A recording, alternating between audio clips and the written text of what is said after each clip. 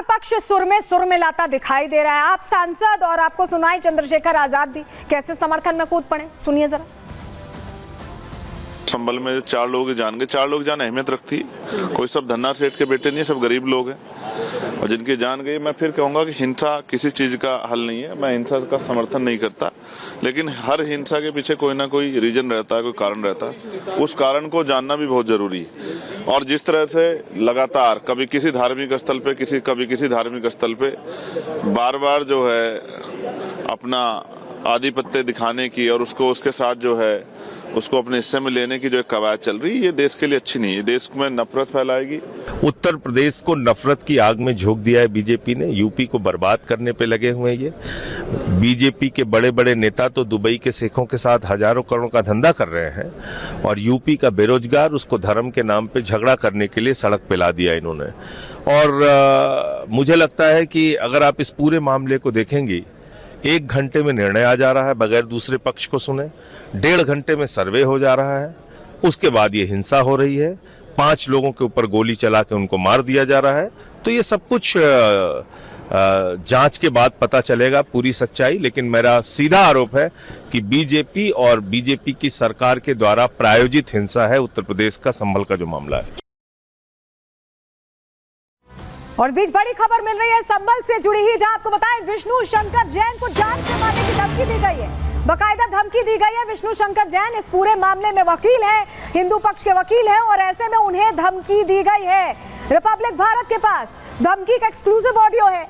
संभल मामले को लेकर पैरवी कर रहे हैं यहाँ विष्णु शंकर जैन। जब सर्वे हो रहा था अंदर थे, बाहर पत्थरबाजी चल रही थी और उस दौरान अब आपको बताएं कि विष्णु शंकर जैन को धमकी दी गई है। संभल जामा मस्जिद मामले में हिंदू पक्ष के वकील हैं, फोन पर यह धमकी दी गई है और इसका audio exclusive audio Republic Bharat के पास है। सुनवाते हैं आपको। हेलो हेलो, हाँ बोलो। भाई साहब कौन बोल रहे हो? भाई साहब आपका अभी हमारे वाले दूसरे नंबर पे फोन आ रहा था। कौन बोल रहे हो भाई?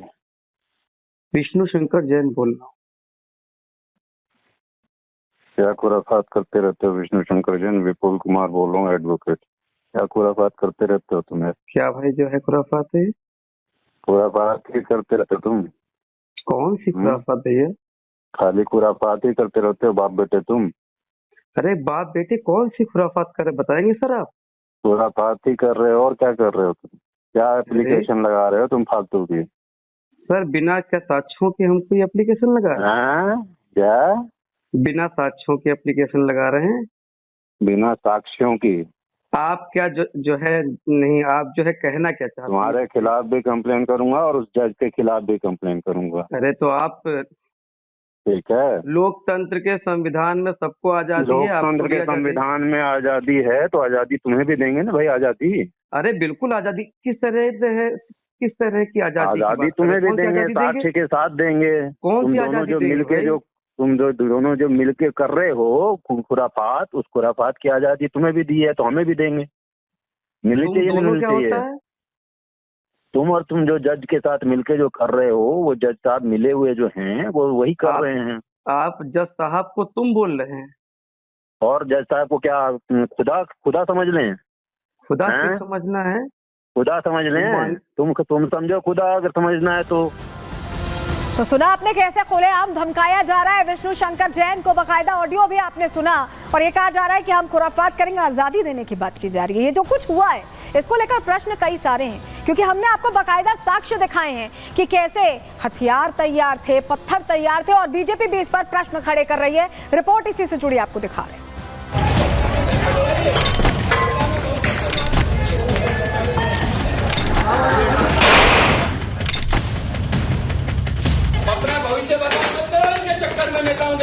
इन लोगों ने कहा था कि भारत को बांग्लादेश बनाएंगे, ये संभल को बांग्लादेश बनाना चाहते हैं। इस तरह की अराजकता, गुंडई और न्यायालय के आदेश की अवहेलना, ये योगी जी की सरकार में चलने वाला नहीं है। और मैं समझता हूँ कि इसके प्रति जिम्मेदार हैं वो लोग जिन्होंने जनता को उग्र होने के लिए उकसाया।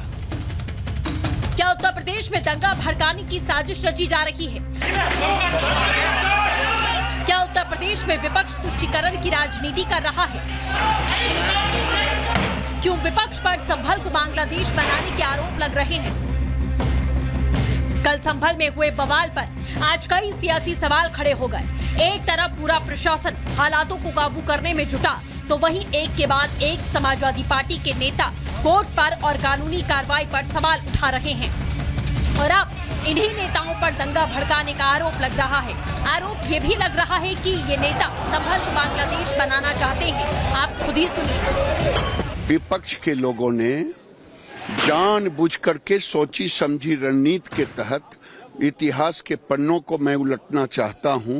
गोधरा में जैसे पहले से प्रायोजित था, उसी ढंग से विपक्ष ने तुष्टीकरण नीतियों के तहत वहां पे सर्वे टीम पे हमला नहीं था, ये भारत के संविधान पर हमला था, भारत के लोकतंत्र पे हमला था। ये भारत को जलाना चाहते थे। इन लोगों ने कहा था कि भारत को बांग्लादेश बनाएंगे, ये संभल को बांग्लादेश बनाना चाहते थे। बीजेपी के आरोप यही नहीं रुके। बीजेपी से राज्यसभा सांसद दिनेश शर्मा ने समाजवादी पार्टी पर हार का असर डाइवर्ट करने की साजिश का आरोप लगाया। कहा कि मुरादाबाद में विपक्ष का सुपड़ा साफ हो गया, उसका बदला संभल में लिया गया। संभल में 25 से ज्यादा जो पुलिसकर्मी घायल हुए हैं और जो भी दिवंगत हुए हैं उनके प्रति पूरी सहानुभूति है।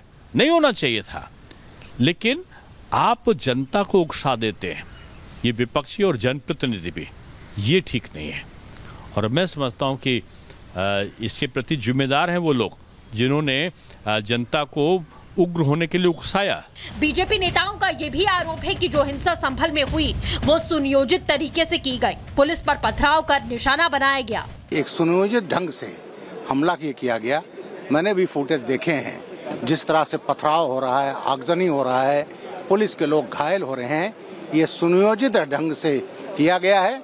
और अखिलेश यादव ने कहा है कि साहब ये बीजेपी कराती है, ये लोग कराने वाले उन्हीं के लोग हैं जो सुनियोजित ढंग से पुलिस पर पथराव हुआ और 3 लोगों की जो डेथ हुई वो दुखद है।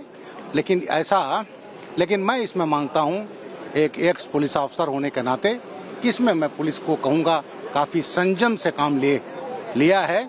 नहीं। संभल में हिंसा के बाद बदले हालातों के बीच में यूपी के डिप्टी सीएम ब्रजेश पाठक और मंत्री जयवीर सिंह ने साफ कर दिया है कि हिंसा की निष्पक्ष जांच होगी, दोषियों के खिलाफ सख्त कार्रवाई की जाएगी।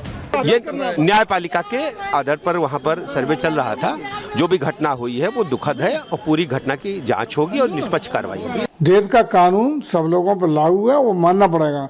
इस तरह की अराजकता, गुंडई और न्यायालय के आदेश की अवहेलना या उसके खिलाफ जिस तरीके से आप देख रहे हैं तांडव करने का प्रयास कर रहे हैं, ये योगी जी की सरकार में चलने वाला नहीं है। कोर्ट और पुलिस प्रशासन पर सवाल उठाती समाजवादी पार्टी और उस पर बीजेपी नेताओं के पलटवार से साफ है कि ये सियासी दंगल अभी जारी रहेगा। Bureau report, Republic Bharat. इस घटना ने सभी को हैरान कर दिया है। धीरेन्द्र कृष्ण शास्त्री एकता यात्रा पर निकले हुए, हिंदू जोड़ो यात्रा पर निकले हुए, उन्होंने भी हैरानी जाहिर की। वहीं देवकी नंदन ठाकुर जो धर्म संसद सनातन बोर्ड के लिए लगातार मांग कर रहे हैं, वो भी इस पूरी घटना को लेकर चिंताजनक बता रहे हैं। सुनिए जरा उनका क्या कहना है। ये देश का दुर्भाग्य है, बार बार ये लोग कानून को हाथ में लेते हैं। देश संविधान और कानून से चलेगा, इसलिए हमारी प्रार्थना है कि कृपा करके कानून को हाथ में ना ले, पुलिस को भी हाथ में। ये सरकार का निर्णय नहीं है, ये कोई महाराजों का, संतों का निर्णय नहीं है, ये कोर्ट का निर्णय है। अगर कोर्ट के निर्णय पर भी सर्वे होगा तो वहाँ पर ये उत्पात होगा, ये विवाद होगा और 4 लोगों को मार दिया जाएगा। आप हमको एक बात बताइए, आज जबकि उत्तर प्रदेश में योगी सरकार है, देश में मोदी की सरकार है, तब भी कोर्ट के निर्णय के बाद ये विवाद हो रहा है। कल्पना कीजिए 10-15 साल बाद क्या होगा।